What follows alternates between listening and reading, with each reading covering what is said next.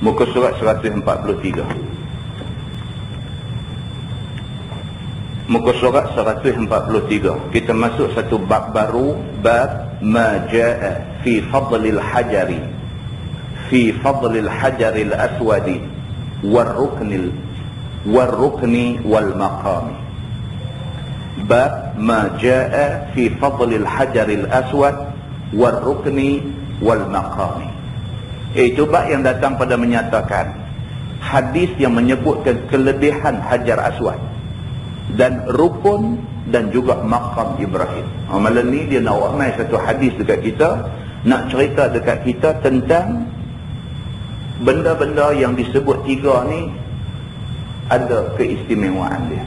Yang pertama Hajar Aswad, yang kedua penjuru Kaabah, dan yang ketiga ialah maqam Ibrahim. Ketahuilah saudaraku, Hajar Aswad dan rukun ataupun penjuru dan makam Ibrahim itu mempunyai kelebihan. Iaitu asalnya, maksudnya asal Hajar Aswad itu putih, dia kata. Hajar Aswad, Hajar makna dia batu, Aswad makna dia hitam. Dia dipanggil Hajar Aswad. Sedangkan asal-asal dulu, waktu Allah turun dia daripada syurga, warna putih. Begitu. Lebih putih daripada susu. Dia kata, asal-asal Hajar Aswad ni putih, lebih putih daripada susu. Maka dengan sebab disentuh oleh orang-orang yang berdosa, maka jadi hitam dia. Itu dia. Allah ubah Hajar Aswad yang putih ni jadi hitam kerana dia disentuh oleh ramai orang-orang yang berdosa. Begitu. Maka di sini dua hadis yang dikeluarkan oleh Imam At-Tirmizi tentang Hajar Aswad itu, dan juga menyebutkan tentang maqam Ibrahim. Kata hadis itu, an Ibn Abbas radhiyallahu anhu qala Rasulullah sallallahu alaihi wasallam, nazala al-hajarul aswad min al-jannah wa huwa ashaddu bayadan min al-laban fasawwadathu khataya bani Adam. Diriwayatkan dari seorang sahabat Nabi sallallahu alaihi wasallam, iaitu Abdullah bin Abbas radhiyallahu anhuma. Kata dia, sabda Nabi sallallahu alaihi wasallam pada perkara Hajar Aswad itu. Maka sabda Nabi, telah turun Hajar Aswad itu daripada syurga. Padahal Hajar Aswad itu amat putih, lebih putih daripada susu. Tetapi sekarang sudahlah ia menjadi hitam. Maka sebab hitamnya itu ialah telah menghitamkan dia oleh dosa-dosa anak cucu Adam. Hai tuan-tuan, kita ni tuan-tuan, dalam bab agama kadang-kadang kita celaru. Kita celaru di antara cerita yang berdasarkan Quran dengan hadis dengan cerita merepek orang tu cerita. Kadang-kadang kita pun tak ketahuan hak mana satu betul-betul agama punya cerita, hak mana satu cerita orang tua. Cerita tentang Hajar Aswad asal-asal putih ni kita dengar lama dah, cuma kita tak pasti betul ke cerita tu. Malam ni bila kita jumpa hadis Nabi, sah itu cerita betul. Cerita kata Hajar Aswad dulu putih, lah ni jadi hitam, sah cerita ni cerita betul. Pasal apa? Pasal sabit cerita ni daripada hadis Nabi sallallahu alaihi wasallam. Kata Imam At-Tirmizi, dan pada bab ini ada riwayat daripada Abdullah bin Amru dan Abi Hurairah, dan bermula hadis Ibn Abbas itu ialah hadis yang hasan lagi sahih. Satu lagi hadis yang telah dikeluarkan oleh Imam At-Tirmizi iaitu kata dia, an Abdullah bin Amr yaqul sami'tu Rasulullah sallallahu alaihi wasallam yaqul inna ar-rukna wal maqama yaqutatani min yaqutil jannah tamasa Allahu nurahuma walau lam yatmis nurahuma ladha'ata ma baina al-masyriq wal maghrib. Diriwayatkan daripada seorang sahabat Nabi sallallahu alaihi wasallam yang juga merupakan penulis wahyu Nabi, iaitu masyhur dengan nama Abdullah bin Amru bin Al-As radhiyallahu anhu. Kata dia, aku dengar Nabi sallallahu alaihi wasallam bersabda bahwasanya Hajar Aswad dan makam Ibrahim itu dua batu yakut daripada yakut syurga.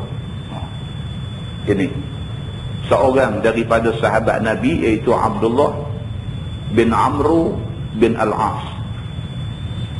Abdullah ni sahabat Nabi, bapa dia Amru bin Al-As pun sahabat Nabi. Dan kita dah baca dah cerita dia ni dalam hadis ni, cerita tentang Amru bin Al-As. Dia bila nak mati, waktu dia sakit, orang mai ziarah dia, dia tengok muka orang yang ziarah dia. Dia duduk beralih menghadap jidar, menghadap dinding. Semua orang mai duduk keliling nak mai ziarah dia sakit, dia tak mau tengok muka orang mai ni. Dia duduk tengok dinding, dia duduk teriak. Sampai anak dia kata dekat dia, bapa, dia kata ni yang mai ni semua sahabat-sahabat baik bapa. Kenapa bapa tak mau tengok mereka? Dia pun kata, dia kata bukan aku tak mau tengok mereka, tapi aku teringat sejarah hidup aku. Aku melalui 3 zaman. Dia kata zaman pertama, zaman aku paling benci dekat Nabi Muhammad. Tidak ada manusia atas muka bumi ni yang aku benci lebih daripada aku benci Nabi Muhammad.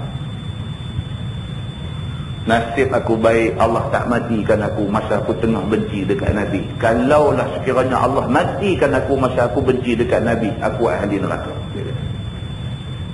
Zaman kedua ialah zaman aku mula kenal Nabi Muhammad.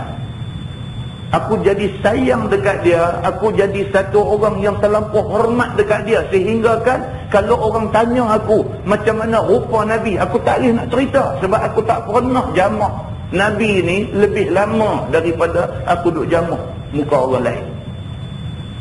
Dia punya respect Nabi, dia punya hormat dekat Nabi ni sampai dia tak boleh tengok Nabi lama. Dia tengok Nabi, Nabi tengok dia, dia tunduk. Dia tengok Nabi, Nabi tengok dia, dia tunduk. Dia tak boleh nak menatap wajah Nabi ni dalam tempoh masa lama. Pasal respect dia dekat Nabi ni sampai dia tak boleh nak tentang masa dengan Nabi. Kalaulah Allah bagi aku mati masa aku tengah duk cinta dekat Nabi, dia kata mudah-mudahan aku jadi ahli syurga. Dia kata. Tapi dia kata Allah Subhanahu wa ta'ala wafatkan Nabi dulu daripada aku. Dan aku hari ini sudah jadi gubernur di sebuah daerah.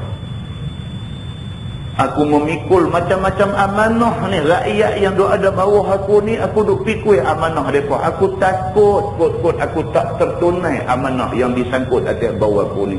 Kalaulah aku mati dalam masa yang terdekat ni, aku tak tahu macam mana nasib aku di depan Allah.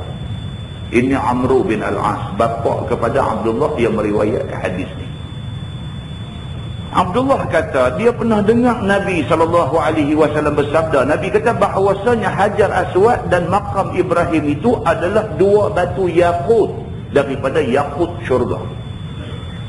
Nabi SAW kata, Nabi kata Hajar Aswad tu dengan Maqam batu tempat Nabi Ibrahim pijak masa dia nak bina Kaabah tu. 2 batu ni adalah batu yakut daripada syurga. Begitu. Tapi dia kata sekarang sudah padam cahayanya. Yakut tuan-tuan, dia macam permata. Dia lu'lu' wal marjan. Dia ada sinar, dia ada cahaya keluar.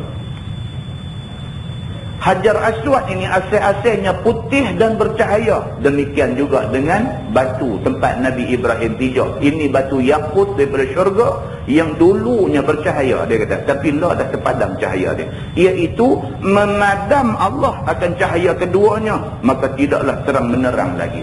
Allah saja bagi hilang cahaya. Hajar Aswad dengan batu yang Nabi Ibrahim pijak masa dia nak bina Kaabah dulu. Dan jikalau sekiranya tidak padam akan cahaya kedua batu itu oleh Allah Ta'ala, nescaya menerangi kedua batu itu akan masyriq dan maghrib.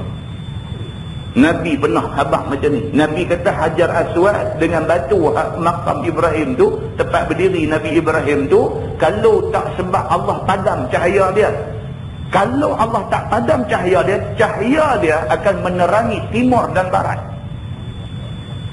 Bila Allah buat turun batu tu mai ke bumi, Allah hilangkan cahaya dia. Nabi SAW beritahu ke sahabat begitu. Kata At-Tirmizi, ini hadis gharib. Kata Imam Nawawi rahimahullahu ta'ala dalam Syarhul Muhadzab. Dan telah meriwayatkan dia oleh Al-Baihaqi dengan isnad yang sahih atas syarat Imam Muslim. Iaitu satu riwayat, kata dia ar-ruknu wal maqamu min yaqutil jannah. ولولا مسهما من خطايا بني آدم la adaa ma bainal masyriqi wal maghrib wa ma massahuma min zi'aha illa syufiya wala saqim illa syufiya. Maksudnya bermula Hajar Aswad dan makam Ibrahim itu daripada yakut syurga. Ini satu hadis lain pula. Nabi kata Hajar Aswad dengan batu hak Nabi Ibrahim pijak tu asal dia daripada yakut, daripada batu permata syurga. Maka jikalau bukan kerana menyentuh keduanya dosa-dosa anak cucu Adam, nescaya menerangi keduanya akan barang yang antara masyriq dan maghrib. Nabi kata macam tu.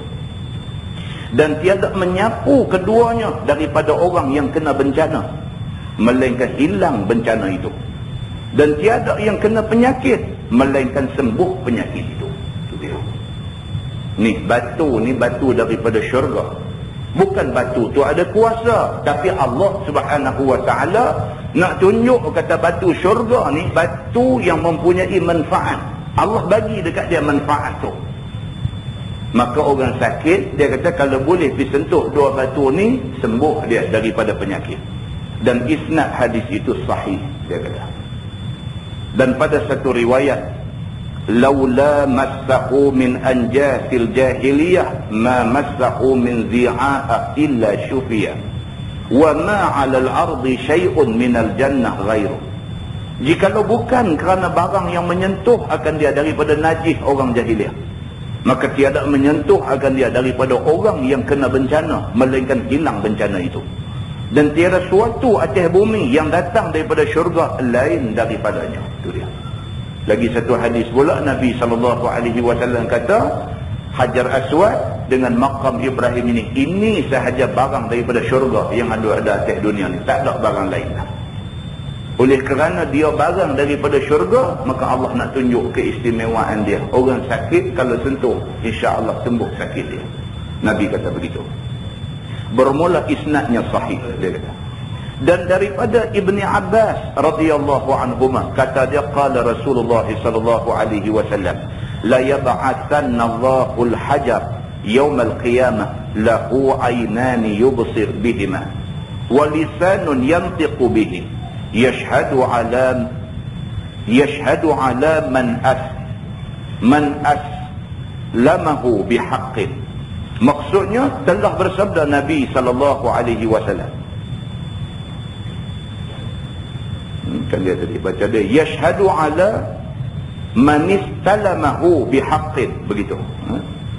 Man istalamahu bihaqqin. Maksudnya telah bersabda Nabi sallallahu alaihi wasallam, demi dibangkitkan Allah akan Hajar Aswad itu pada hari kiamat, baginya dua mata yang boleh melihat dengan keduanya. Ni Hajar Aswad ni hari kiamat esok, waktu kita semua dibangkitkan daripada kubur. Tentang kita kena ingat satu di antara benda yang wajib kita imani, yang kita wajib beriman, ialah kita satu hari mati. Siapa pun satu hari mati. Nak mati muda kan, nak mati tua kan, nak mati tengah sihat kan, nak mati sakit dulu kan, nak mati nyanyuk dulu kan, apakah, pokok pangkalnya satu hari semua orang mati. Itu satu. Bila Allah Subhanahu wa ta'ala suruh malaikat tiup sangkakala yang kedua, semua manusia bangkit daripada kubur. Hari manusia bangkit itu dipanggil Yaumul Ba'ts, iaitu hari kebangkitan semula. Bangkit sama dengan manusia ni pada hari itu, Nabi kata, ialah Hajar Aswad. Dia pun dibangkitkan oleh Allah Subhanahu wa ta'ala di hari akhirat esok. Tapi peliknya Hajar Aswad ni bangkit dia, baginya dua mata yang boleh melihat dengan keduanya. Allah bagi mata dekat Hajar Aswad ni. Dan diberi kepada dia lidah yang boleh bertutur dengan dia. Hajar Aswad ada lidah boleh bercakap. Anda percaya tak benda ni? Oh, jangan buat pasal. Dalam Quran pun Tuhan sebut. Dalam Quran Tuhan sebut tentang kita manusia ni. Wa yawma yuhsyaru a'da'ullahi ilan nari fahum yuza'un. Pada hari manusia semua dihimpun di hadapan Allah Subhanahu wa ta'ala dalam keadaan mereka dipimpin oleh malaikat bawa di depan Tuhan. Dalam ayat tu Allah Subhanahu wa ta'ala kata apa? Allah jadikan tangan kaki kita semua boleh bercakap di depan Allah Subhanahu wa ta'ala. Wa qalu li juludihim, manusia ni apabila tengok tangan dia ada mulut boleh bercakap, tengok kaki ada mulut boleh bercakap, tengok semua anggota ada mulut boleh bercakap. Manusia kata dekat anggota dia, lima syahidtum alaina, pasal apa ni hampa duk jadi saksi kat aku? Quran cerita. Kalau Allah boleh bagi tangan bercakap, Allah boleh bagi kaki bercakap, takkan Allah tak boleh bagi batu Hajar Aswad bercakap? Tak ada pelik. Bagi Allah tak ada benda yang pelik. Kalau sampai ayat Quran yang kita baca tak pun tak percaya, tak ada ubat. Maka malam ni hadis ni nak cerita dekat kita, dia kata Hajar Aswad di antara benda yang Allah bangkitkan di hari akhirat esok sama dengan bangkit manusia. Maka Hajar Aswad ni bila dibangkitkan dia ada dua biji mata boleh tengok, dia ada mulut boleh bercakap. Maka naik saksi ia akan orang yang telah istilam dia akan dia dengan hak. Tujuh. Hajar Aswad ni bila Allah bangkitkan dia di padang mahsyar esok, dia bercakap di depan Allah. Dia bagi tahu dekat Tuhan siapa yang di atas dunia pernah kucup dia, pernah sentuh dia dan sebagainya. Dia bagi tahu dekat Tuhan. Maka telah meriwayatkan hadis ini oleh Al-Baihaqi dengan isnad yang sahih atas syarat Imam Muslim. Itu dia. Patutlah tuan-tuan, patutlah orang pergi berebut bertolak-tolak nak kucup Hajar Aswad, nak sentuh Hajar Aswad ni. Ini kelebihan dia. Dan daripada Siti Aisyah radhiyallahu anha, daripada Nabi sallallahu alaihi wasallam sabdanya, istamta'u min hadzal hajar, min hadzal hajaril aswad qabla an yurfa fa innahu kharaja minal jannah wa annahu la yanbaghi li shay'in yakhruju minal jannah illa raja'a ilaiha qabla yaumil qiyamah. Maksudnya bersuka-sukalah sekalian kamu dengan ini Hajar Aswad sebelum diangkatkan dia. Oh, Nabi kata begitu. Nabi kata tumpang Hajar Aswad ni ada lagi, ambillah kesempatan. Bersuka-suka dengan dia maksudnya ambillah kesempatan pergi pegang dia, pergi cium dia. Itu maksud bersuka-suka. Kita kalau suka kat anak kita, sayang kat anak kita, kita cium anak kita, kita pegang dia, dia nak tidur kita dudui, kita dukung dia, kita suka kat dia. Bersuka-sukalah dengan Hajar Aswad. Nabi kata bila ada peluang kucup dia, ada peluang sentuh dia, ada peluang pegang dia, ada peluang. Imam Syafi'i kata bukan kucup saja, kena kendai kita dekat dia sama.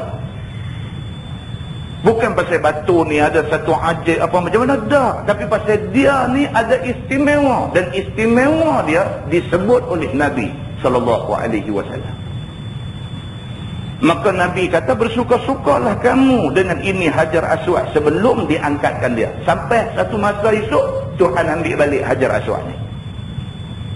Seperti mana Quran tuan-tuan, Quran ada hari ni, bila-bila masa kita pegang Quran, buka boleh baca dan sebagainya, akan ada satu hari Tuhan angkat Quran ni.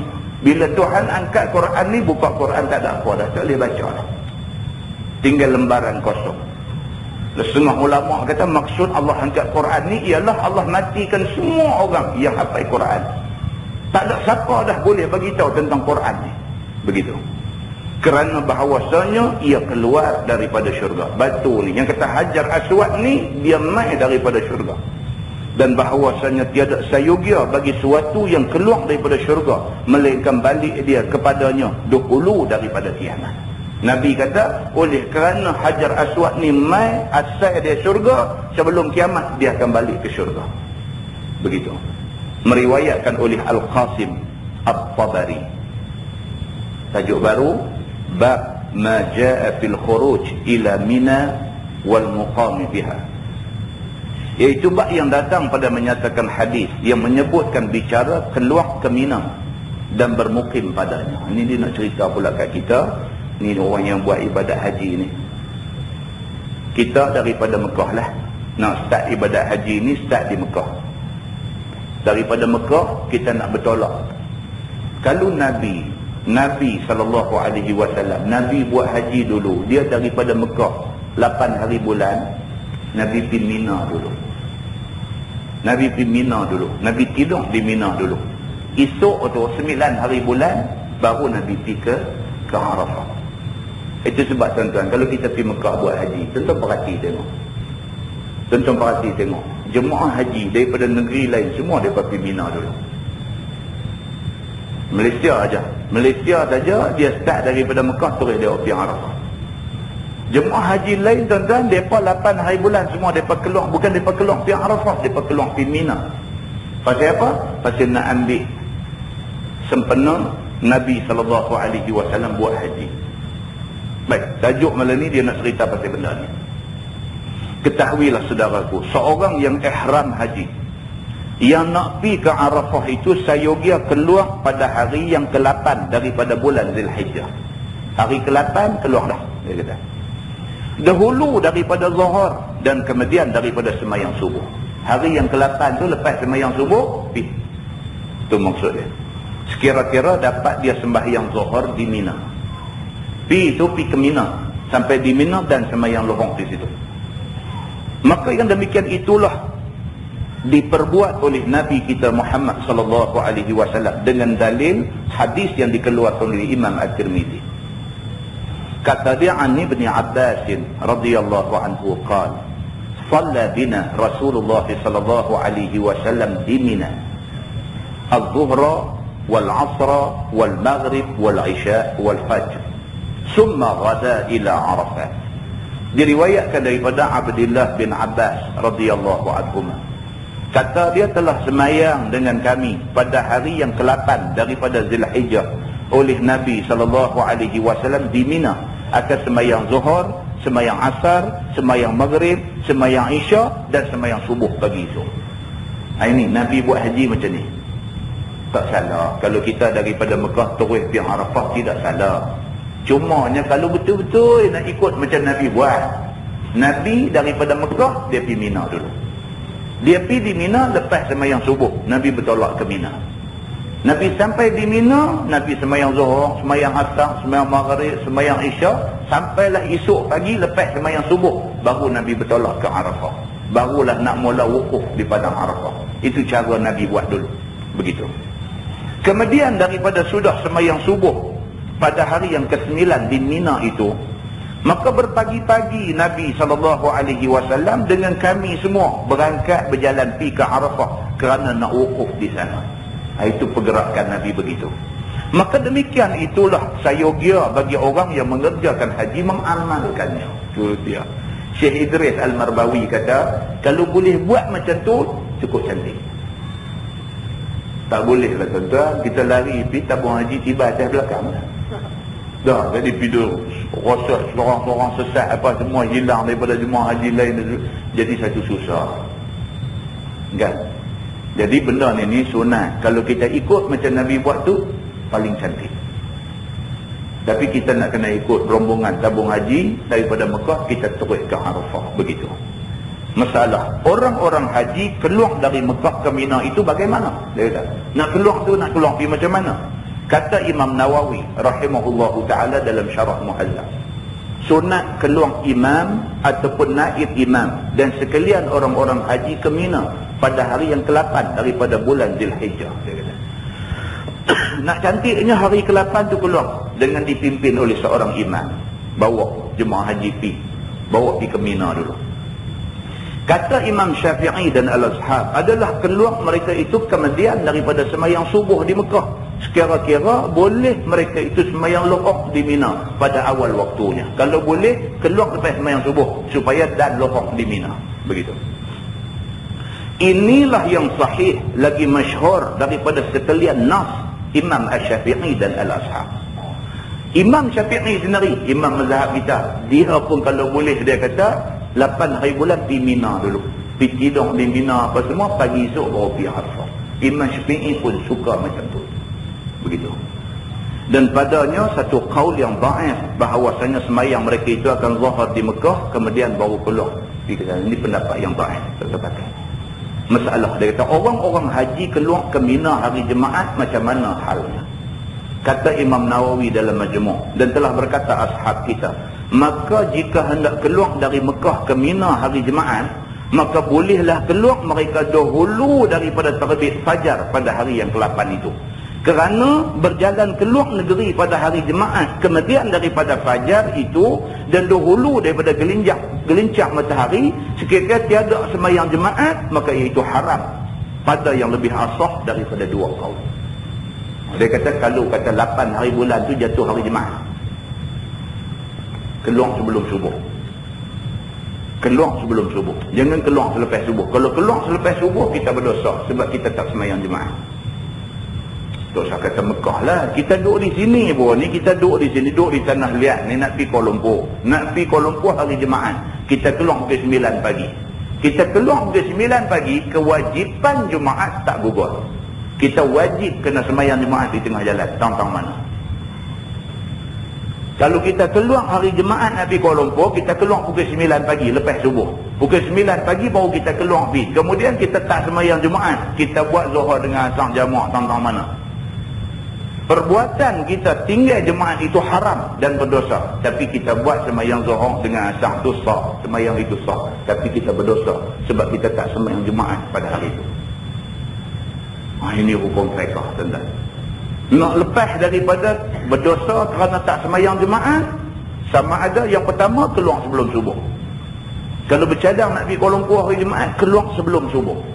Ataupun keluar selepas subuh tapi singgah tang-tang mana sembahyang Jumaat, maka tak berdosa. Begitu. Baik, dan makruh pada kaul yang lainnya. Maka sayugia ambil jaga daripadanya dengan keluar dulu daripada subuh.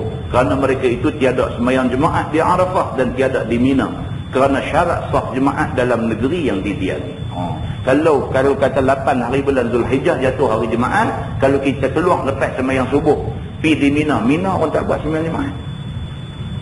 Di Mina tak ada sembahyang Jumaat. Jadi kita tak boleh nak sembahyang Jumaat, berdosa. Baru nak start buat haji, berdosa. Tak syok. Kita nak buat ibadat yang cukup besar ni, kemuncak kepada rukun Islam. Rukun Islam hak 5 ni, haji ni kemuncak. Orang yang pergi buat haji ni bermakna orang yang cantik dah hak 4 ni sebelum ni. Tengok dia memulakan ibadat haji dengan tak sembahyang Jumaat. Oh, tak cantik sungguh haji kita. Ini nak kena jaga. Dia kata masalah. Orang ihram haji dari Mekah keluar ke Arafah, bagaimana keluarnya? Kata Imam Nawawi dalam Syarh Al-Muhazzab, ini satu cawangan. Kata Imam Syafi'i dan Al-Ashab, disunatkan bagi orang yang ihram dari Mekah dan hendak keluar ke Arafah, bahawa dia tawaf di Baitullahil Haram dulu. Kemudian semayang dia 2 rakaat dulu, kemudian baru keluar dia. Ini adat. Hari 8 Zulhijjah tu, tabung haji akan bawa kita dah. Bawa kita nak pergi ke Arafah. Sebelum kita pergi ke Arafah tu, pergi dulu tawaf Kaabah dulu. Tawaf Kaabah dulu 7 pusingan. Lepas tu semayang sunat 2 rakaat. Lepas tu baru naik basi ke Arafah. Itu adabnya, dia kata. Ada orang buat begitu, tuan? Tak ada. Dia pakai rayuh bagai naik rayuh, dah lempak beg naik apa semua, dia tak peduli dah, kan? Pasal apa? Dia kata, cari pasal baik tinggal ni. Dia kata, nampak? Ini. Dia dah tahu kata kalau baik tinggal, pergi awal-awal lah. Baik dia nak tolak pergi pun petang kat ni, dekat nak malam tu, baru dia nak bawa kita pergi kepada Arafah. Masa banyak lagi. Awal-awal kita pergi tawaf, semayang sunat apa tiap-tiap. Itu sebagai tanda hormat Baitullah. Sebab kita nak tinggal Baitullah kerana nak pergi Arafah, sebagai tanda hormat, tawaf dia dulu dan semayang 2 rakaat dulu. Lepas tu tunggu baik main baru bertolak ke Arafah. Itu adab. Dia kata adab. Kalau tak buat tak dosa, tapi kurang adab. Begitu. Dan telah dinaskan atasnya oleh Imam Asy-Syafi'i di dalam Al-Buwaiti, dan telah muwafaqah ashab atasnya, dan telah menaqalkannya oleh Syekh Hamad daripada nasnya di dalam Al-Buwaiti. Kemudian kata dia, dan ini terupa ia pada 2 macam orang, dan iaitu pada orang yang mutamatti' dan juga orang yang tinggal di Mekah apabila ihram keduanya dengan haji dari Mekah. Maksudnya apa? Maksudnya kita sedaya upaya buat benda ni sebab kita sudah dianggap orang yang tinggal di Mekah. Kita dah duduk Mekah beberapa hari dah sebelum tu. Jadi sebagai tanda hormat kepada Baitullah, sebelum pergi ke Arafah, kita tawaf Kaabah dulu. Begitu. Masalah orang yang keluar ke Mina pada hari yang ke-8, apa yang sunat bagi dia? Kata Imam Nawawi rahimahullahu ta'ala, apabila keluar orang-orang haji pada hari tarwiyah ke Mina, tarwiyah sebelum 9 Zulhijjah itu hari tarwiyah. Maka sunat bahawa semayang mereka itu di Mina akan Zuhur dan Asar dan Maghrib dan Isyak dan Subuh. Yang ni yang cantik. Sebagaimana adalah hadis dalam masalah tadi. Maka ini tiada khilaf padanya. Dan sunat bermalam mereka itu di Mina pada malam yang ke-9 itu. Dan bermalam ini ialah sunat jua, bukannya rukun dan bukannya wajib. Maka jikalau ditinggalkan, maka tiada suatu atasnya, tetapi luput akan dia oleh fadilat. Hak ni kita lah. Hak ni kita. Sebab kita tak di Mina, kita terus pergi Arafah. Maka luputlah satu fadilat haji terhadap kita. Tajuk baru dia kata bab maja'a anna Muna. Dia boleh baca dua tuan-tuan. Muna pun boleh baca, Mina pun boleh baca. Jadi kalau tuan-tuan pergi di Mekah, dia sebut Muna, dia sebut Muna. Memang dia ada dua sebutan.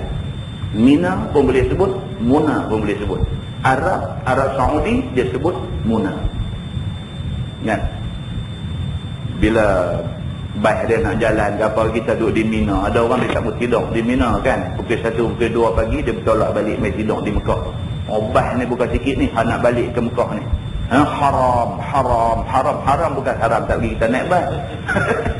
Ada juga kawan dia nak naik tak iri naik, dia nak naik tak iri naik. Oi, dia kata hak mana satu boleh naik ni. Kita kata hak mana kosong naik. Kita kata kan. Dia kata dia tak bagi naik. Pasal apa pula tak bagi, tak bayar duit dia tak bagilah. Bukan ni dia duduk kata haram lah. Haram tu nak pergi Masjidil Haram. Dia duduk faham kata haram tak bagi naik. Kan kawan. Nak kata pun tak boleh, kawan tak tahu. Kan? Satu. Lepas tu esok ni, lepas semayang asam, kita nak balik mai ke Mina pula kan. Masa tu pula baik dia kata apa pula? Muna tu nak tuju ke Mina lah. Begitu. Baik, bab maja'a anna Muna ataupun anna Mina manah man sabaq. Ini perkataan Arab ni tuan-tuan tengok. Dia kata iaitu bab yang datang pada menyebutkan bahawasanya Mina itu tempat terum unta siapa yang dahulu tiba ke sana. Dia terjemah tu. Dia terjemah manah. Manah tu dia kata tempat terum. Saya pun baca mula-mula tadi terum apa pula ni. Terum ni maksud unta tuan-tuan. Unta, yang kata unta ni dia bila dia nak duduk, dia duduk kaki depan dulu. Dia terum ke depan dulu tu. Baru dia duduk kaki belakang. Jadi Syekh Marbawi kita ni dia nak terjemah manah tu. Dia buat terum. Satu. Yang kedua orang Arab bila dia nak suruh unta duduk ni dia kata ikh ni macam kita nak halau kucing kita kata push. Arab nak suruh unta duduk ni dia kata ikh, alif kha, ikh tu daripada nakhal ibil. Nakhal ibil maksud unta nak lipat lutut lepas tu. Nakhal ibil. Nak suruh unta ikh dia kata tu unta pun faham. Bila tuan dia kata ikh bukan mana tuan dia nak buang gelemar. Dan tuan dia nak lipat kaki, tuan dia nak suruh dia lipat kaki depan duduk. Unta ni tengok dia memang duduk macam tu. Dia nanti lipat kaki depan dulu, lepas tu dia lipat kaki belakang, dia duduk. Lepas duduk baru dia nak minum, baru dia nak makan, baru dia nak apa selepas duduk. Ni unta. Memang Tuhan bagi jadi dia macam tu. Begitu. Baik.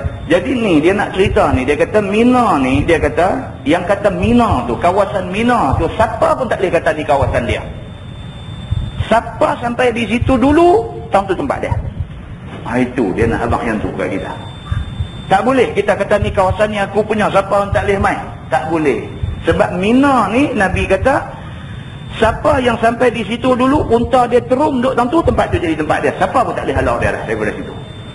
Itu maksudnya. Ketahuilah saudaraku, bermula tanah Mina dan bumi Mina itu tiadalah siapa-siapa boleh memiliknya dan boleh mempunyai barang sikit pun akan jadi tertentu tempat baginya tinggal selama-lama. Itu dia. Mina ni, yang kata Mina ni siapa pun tak boleh pergi ambil geran tanah, kata tanah ni dia punya. Mina ni tak boleh siapa miliki. Itu maksud dia. Kerana ia tertentu bagi orang yang pergi buat haji. Dia kata siapa pergi buat haji, masa dia duk buat haji tu, masa tu tempat dia duk tu dia punya. Begitu. Dan orang yang pergi haji itu pun tiadalah boleh ia mengaku setengah yang ditentukan bagi dirinya setahun-tahun. Tak boleh. Dia pergi dia kata saya pajak tempat ni, tiap-tiap tahun saya main tempat ni tempat saya. Tak boleh macam tu. Tuan-tuan tahu kerajaan Malaysia melalui tabung haji. Minta dekat kerajaan Saudi, minta satu kawasan khas nak buat kompleks haji untuk jemaah haji Malaysia. Minta, banyak tahun dah duk minta ni. Di Arafah pun kerajaan Malaysia minta satu kawasan untuk nak buat satu kompleks. Kira jemaah haji Malaysia masa wukuf semua pergi duduk di situ. Di Mina pun kerajaan minta nak satu kawasan nak buat tempat duduk jemaah haji Malaysia. Bukan apa, dari segi pengurusan senang. Tahu dah bangunan ni hak Malaysia punya, pi semua duduk dalam tu. Senang, kita duduk sama, kita pancung bilik ayam apa semua, kerajaan nanti buat siap untuk kemudahan kita rakyat Malaysia. Tapi kerajaan Saudi tak bagi sampai hari ni. Oh, rupa-rupanya ada pasal. Pasal apa dia tak bagi? Allah Subhanahu Wa Taala dah suruh Nabi Habang dah tak boleh. Tempat ni dia kira siapa dulu first come first serve apa dia kata. Dia kira lagu tu. Siapa mai dulu satu kira dia. Begitu.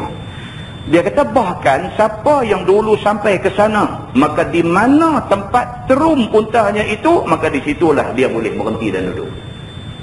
Dia kira lagu tu. Bermula dalil yang menunjukkan yang demikian ialah hadis yang dikeluarkan oleh Imam At-Tirmizi.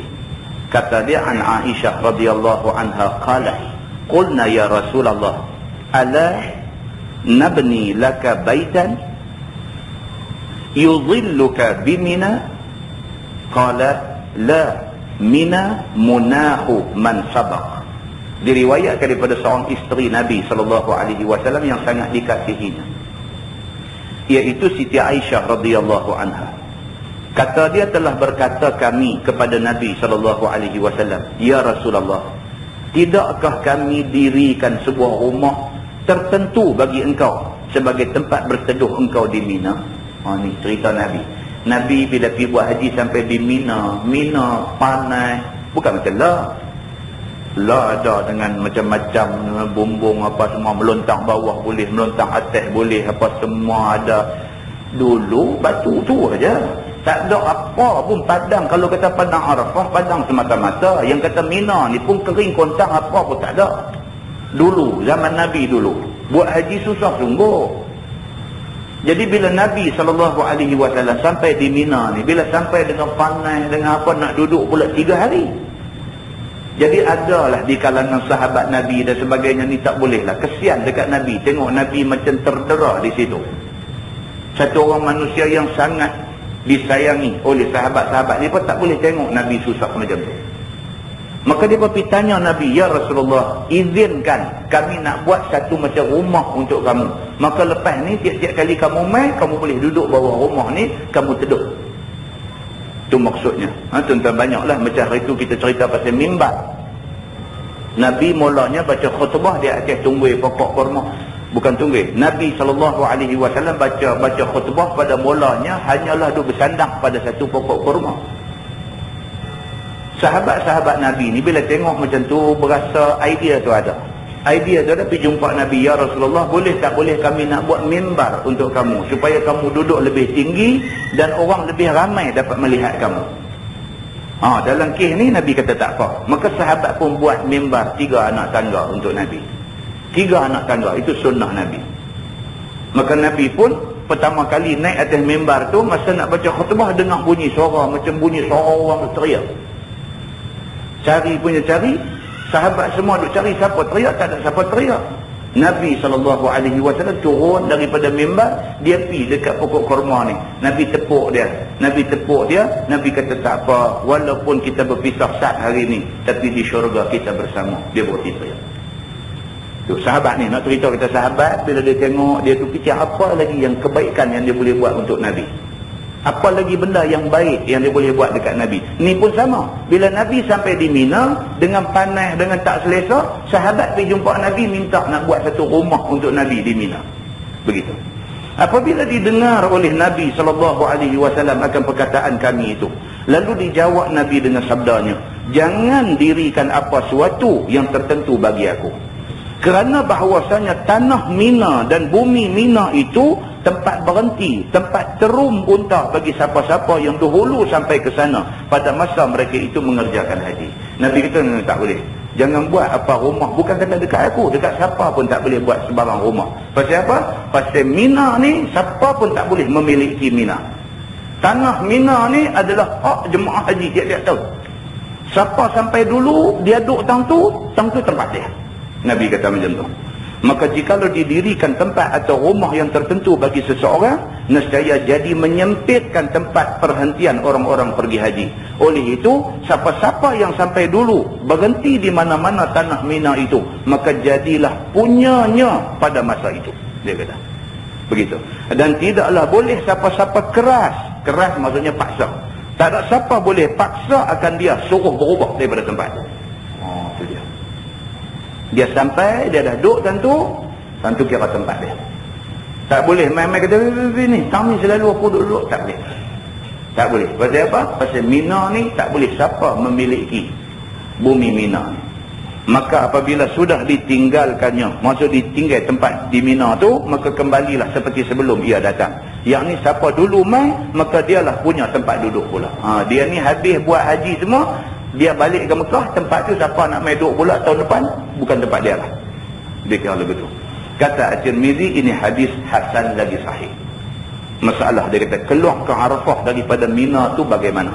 Kata Imam Nawawi rahimahullahu ta'ala di dalam Syarah Al-Muhazzab, telah berkata Imam Syafi'i dan Al-Ashab, maka apabila bermalam seseorang di Mina pada malam yang ke-9 dan telah semayang subuh ia, maka sunat bahawa berhenti, maksudnya tunggu ia di Mina itu sampai terbit matahari atas tempat yang bernama Sabir.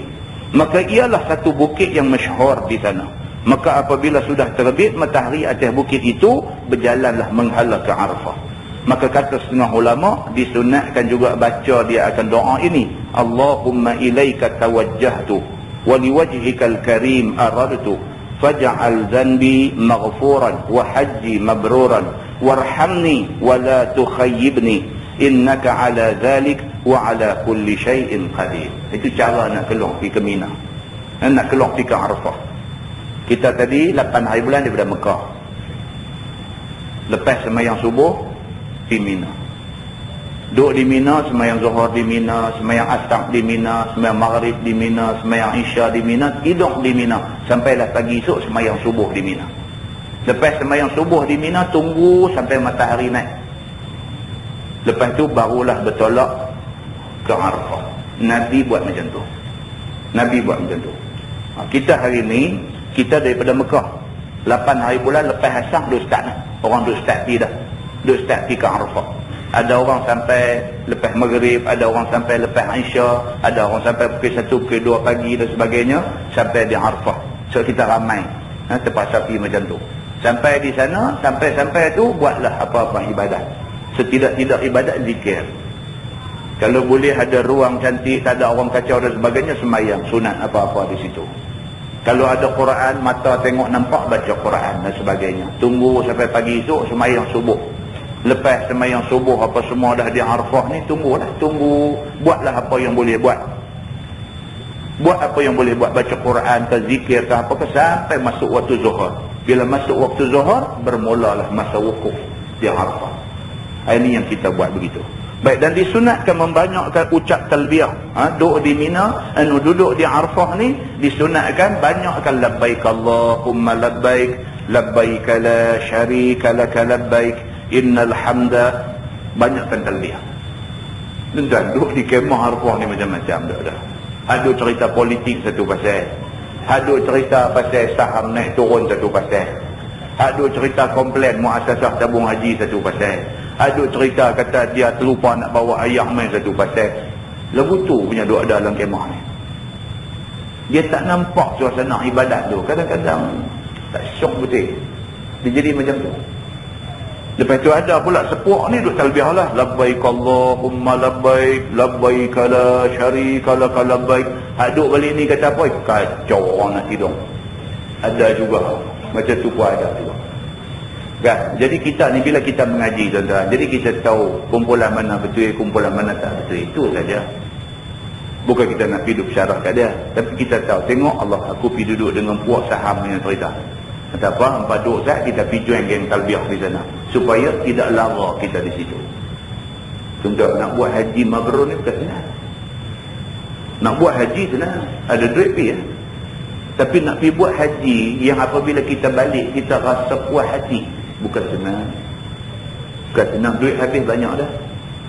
Tenaga kederat ni bukan sikit. Orang dulu duk rajut tong Sahara saja pada orang dulu nak pergi Mekah. Habang sekampung malam ni nak ikat tong Sahara. Habang pakat turun main bancur kopi dengan makan pinang, duk pepak pinang. Ni duk rajut tali Sahara. Kita pun tak faham ke saya panggil tong Sahara. Rupanya dia tong Sahara. Dia nak Sahara kita lama di sana tu. Ikan kering dengan serunding, dengan telur masin, dengan apa? Tong Sahara, kan? Dia panggil tong Sahara. Kita ingat kot padang pasir Sahara dia pakai tong ni ke apa kan? Tong Sahara. Dia nak Sahara kita masa di sana. Kan? Susah. Dah sampai sana, buat-buat haji pula, tak dapat pula haji mabrur. Kapal haji berapa bulan dulu? Kapal haji saja ni Malaysia Raya, apa raya ni berapa bulan? Hadu pergi hantar di pelantang, apa nama tu, dermaga Tanjung tu, pergi hantar. Bulan puasa tu nak bertolak pergi tu. Hak tak puasa bukan sikit. Ni hak pergi hantar ni. Ya Allah. Kan? Hak tak puasa bukan sikit. Beli ayam tebu lah apa lah, menyerok belakang kawan ni minum. Hangat ni duduk di dermaga tu. Kan? Tengok pergi tengok ni. Ustaz pun nampak tak puasa juga. Dia pun pandai juga dia kata. Tak apa, dia kata dalam keadaan macam ni boleh buka puasa. Dia pergi keluar ketua lagu tu pula. Ayam tebu habis sebalang. Kan susah lah cerita nak pergi haji ni. Kalau hak setakat kita boleh ingat pun susah macam tu. Tuan-tuan bayang Nabi dulu, zaman Nabi, zaman sahabat Nabi dulu pergi buat haji. Allah, tak tahu nak abang macam mana susah. Susah-susah dah. Duit habis-habis dah. Buat bagi elok. Buat bagi elok. Begitu. Baik, dia kata dan kata Syafi'i, dan memilih ia akan jalan yang dilalui akan dia oleh Nabi SAW pada masa perginya ke Arafah itu. Dan iaitu daripada Muzdalifah pada asalnya ma'zamaini, atas kanan orang yang pergi ke Arafah. Maka dikata orang tariq ba, dan inilah kalam Al-Mawardi di dalam Al-Hawa. Dia kata, kalau boleh kita nak bertolak daripada Mina nak pergi ke Arafah tu, ikut jalan yang Nabi lalu. Dia kata, Nabi lalu daripada Mina, dia pergi ikut jalan Muzdalifah, kemudian terus sampai ke Arafah. Kalau boleh kita pun pergi jalan tu. Dia kata, lah tak boleh pilih dah. Lah ikut polis tak boleh tunjuk tak mana. Kan bulan lepas kita kata kan, ada jemaah haji dah lepas wukuf di padang Arafah, ikut jadual lepas wukuf padang Arafah nak mai di Muzdalifah bermalam, lepas bermalam mai di Mina. Itu ikut jadual yang diberitahu kat kita macam tu. Tapi malangnya baik kita naik ni, dia bertolak daripada Arafah mai Muzdalifah. Dah sampai di Muzdalifah, daripada Muzdalifah dia nak mai ke Mina tu tak boleh masuk, jalan jam. Bila jalan jam, polis ni dia tunjuk pergi jalan lain lah, jalan alternatif lah. Sebab jalan ni dah jam, nak tunggu apa lagi? Kalau tidak jam lagi panjang, dia tunjuk pergi jalan ke Mekah. Driver bas ni bukan orang Saudi, tuan-tuan. Driver bas ni daripada Yaman, daripada Hadramaut, daripada Bangladesh pun ada. Pergi jadi driver bas di sana. Dia pun bukan mahir, dia pun setahun sekali aja pergi kerja bawa bas ni. Polis tunjuk sana, dia pergi sana, pergi jumpa Mekah. Tak jumpa lah Mina ni, jumpa Mekah. Jumpa Mekah pun dia halau turun. Roh-roh kita pun kan tak tahu tang mana, dia duduk jengkah, kita pun turun. Turun pakai duduk teriak tepi bas tu, tak tahu nak buat apa. Ni mana ni, di mana ni? Seorang kata ni nampak lagu Mekah. Kan? Seorang lagi kata, tapi kita patut kena pergi Mina ni. Lagu mana main Mekah, buat punggah dah haji kita. Walhal, dah sampai Mekah, buat cara di Mekah. Pergi tawaf dulu, tawaf rukun dulu, tak ada salah apa. Kita akan jumpa hadis tu sekejap lagi. Orang yang pergi jadi plan B ni, dia pergi jadi plan B. Dalam kepala dia, dia set plan A. Dia kira daripada Arafah, Muzdalifah, Mina. Itu yang dia set dalam kepala dia. Tentu pergi jadi plan B. Dia lepas pergi ke Mekah. Ada hadis juga cerita pasal itu. Jadi bila dah sampai di Mekah, duk teriak buang masa apa-apa, pergi tawaf lah. Tawaf rukun. Bagi selesai buang apa semua hak boleh selesai di Mekah. Habis dah lerah selesai tu, patah balik di Mina. Baru melontak di Jamratul Aqabah. Begitu. Jadi kita kalau nak pergi haji, dalam keadaan kita tak overview benda ni, kita tak nampak haji tu daripada atas, tak nampak pergerakan dia macam mana, memang jadi kelang kabut. Tapi kalau kita nampak haji ni, kalau tak boleh kok ni, boleh buat kok ni, boleh buat kok ni, kita nampak benda tu, jadi macam mana pun kita reti lah nak buat macam mana. Inilah pentingnya tuan-tuan. Apabila kita nak belajar haji ni, kita nak kena tahu benda-benda macam ni, supaya tak jadi susah ke kita di sana itu. Begitu. Baik, masalah dia kata keluar ke Arafah dengan mengucap talbiyah, adakah disuruh oleh syarak? Kata Imam Nawawi rahimahullahu ta'ala dalam Syarah Al-Muhazzab, telah berkata ashab kita, dan berjalan mereka itu daripada Mina ke Arafah dengan mengucapkan talbiyah, lagi ingat akan Allah. Kerana hadis Muhammad bin Abi Bakr As-Saqafi annahu sa'ala Anas bin Malik wa huma ghadiyani min Mina ila Arafah, kaifa kuntum tasna'una fi hadha al-yawm ma'a Rasulillah sallallahu alaihi wasallam? Faqala kana yahillul mahla minna fala yunkiru alayhi wa yukabbirul mukabbir minna fala yunkiru alayhi. Maksudnya bahawasanya bertanya ia, yakni Muhammad bin Abi Bakr, dia tanya kepada Anas bin Malik radhiyallahu anhu. Dia tanya Anas, sahabat Nabi yang juga khadam Nabi. Dan keduanya pergi daripada Mina ke Arafah. Ni Muhammad bin Abu Bakr, dia tanya kepada Anas bin Malik sewaktu mereka dalam perjalanan daripada Mina nak pergi ke Arafah. Kata Muhammad ni, bagaimana ada engkau sekalian buat pada hari ini, pada masa engkau sekalian sama dengan Nabi SAW? Kamu faham ni hadis ni? Muhammad bin Abi Bakr, dia tanya sahabat Nabi Anas bin Malik. Dia tanya ni semasa mereka nak bertolak daripada Mina nak pergi ke Arafah.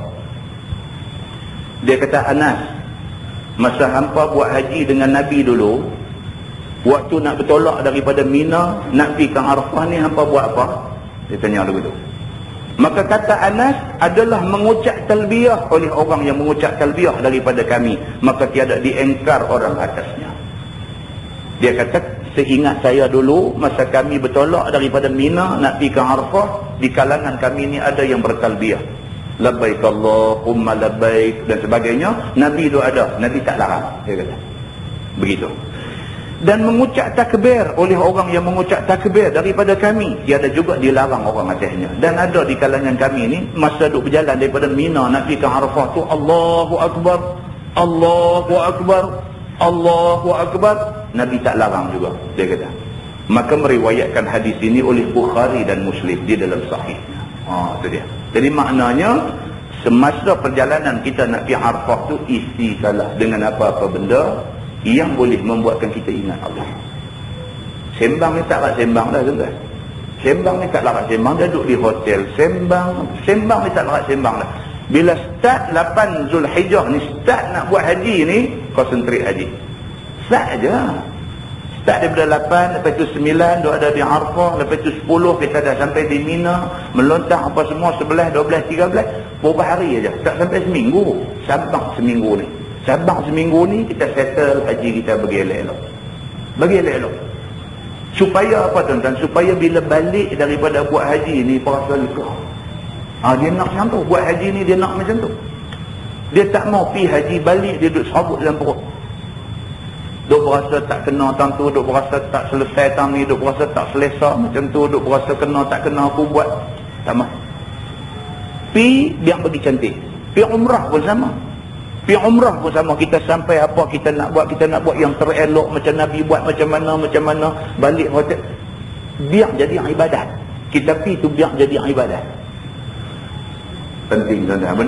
Benda macam ni penting. Pasal apa? Pasal ganjaran di sisi Allah besar. Tapi Allah hanya akan bagi ganjaran besar ni pada orang yang buat betul.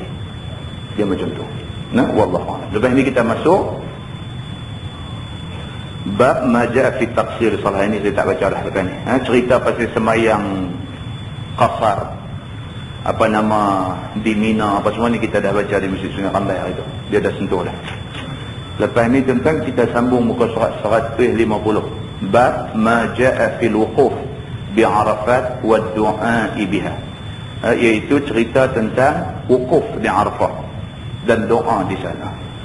Mudah-mudahan kita baca insya-Allah. Wallahu a'lam.